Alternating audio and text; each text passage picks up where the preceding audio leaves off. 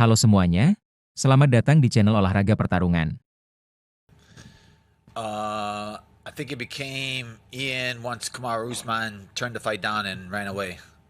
Ian is one of the guys that's always willing to fight somebody and fight the toughest test. So he was coming off a big win against Prates, so it made the most sense. Ian's by no means a small-named fighter, but Kamaru and you would have been a real big fight. Are you disappointed Kamaru wasn't interested in taking that fight? I'm not disappointed. I just know that he was afraid. So, like, for me, I've been trying to fight him for a long time. And it just confirmed my thoughts that he's a coward. Hello. Hello, How are we?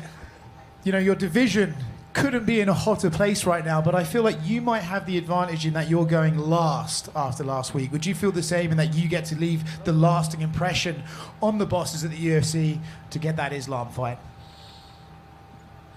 I don't think it's the advantage of me being last. I think it's me being the best and the most interesting.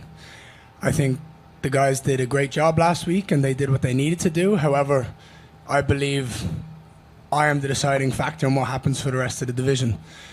Islam winning the belt means that he's the champion of the world. We need a number one contender. When you beat number one and you knock out number one in the fashion that I believe I'm going to do it in, there's nothing else. I'm next. How hard did you punch or hit him when you guys had that podcast? Like, how big a connection did you make? How big a fight was that actually? It was one of those slaps that leave an imprint on your face.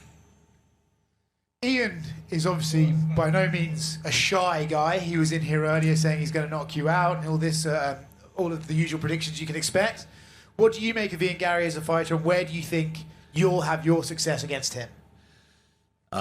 I mean, he's a better talker than he is a fighter, right? I think when we get into the cage, those words aren't going to mean anything. Like, I'm going to be standing in front of you, then you have to put those words to action. And when he tries to put them to action, my reaction is going to break him. And he's going to fold, and we've seen him even in his last fight. He was close to breaking point. I'm going to let him reach that breaking point. You're a confident man, and I know you're confident in every area of MMA, but when you're hearing Belal says he's going to come out and strike with you, that must make you feel a little bit more excited about this knockout you're predicting. I don't believe it. I think he's talking out his arse. I don't believe it for a second. I mean, having said that, though, he did go out and try and strike with Jack, right? Maybe he's these Canelo hands. Yeah, come on, mate. Let's be real. I don't even want to engage it because I don't believe it. Like, it's more like I think he's... How do I word this correctly? I think he's trying to use some sort of reverse psychology to make everyone believe it, and then he's going to come out and he's going to try grab a hold of a leg and hold on to it for dear life because he knows the second I get away from him, it's game over. But there's a couple of things. When you live, you learn, right? So you make mistakes, you learn from your mistakes. What's the mistake that he made against Jack Della Maddalena? So there's two things. Either he's thick and doesn't learn, or he genuinely believes he can strike with me.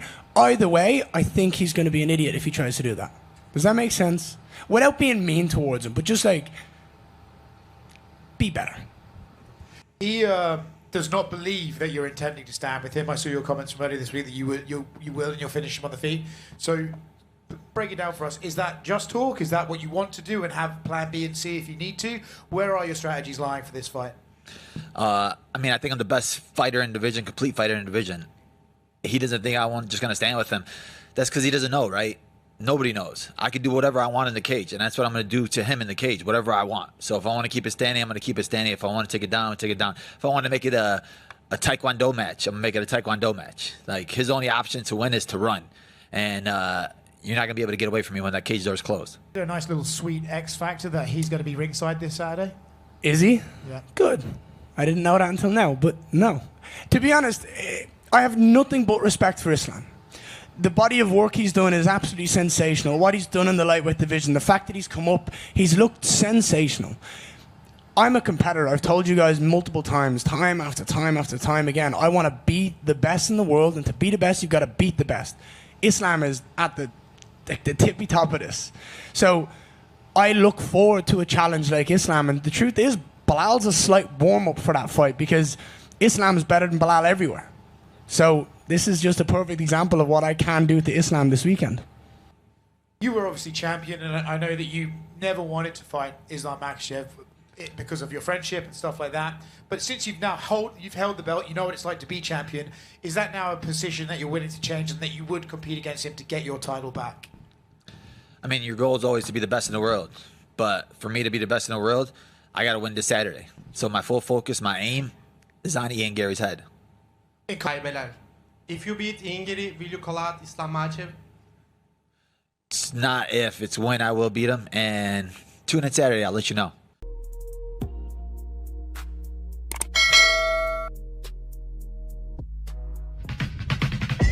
From Graham, say what's up, America.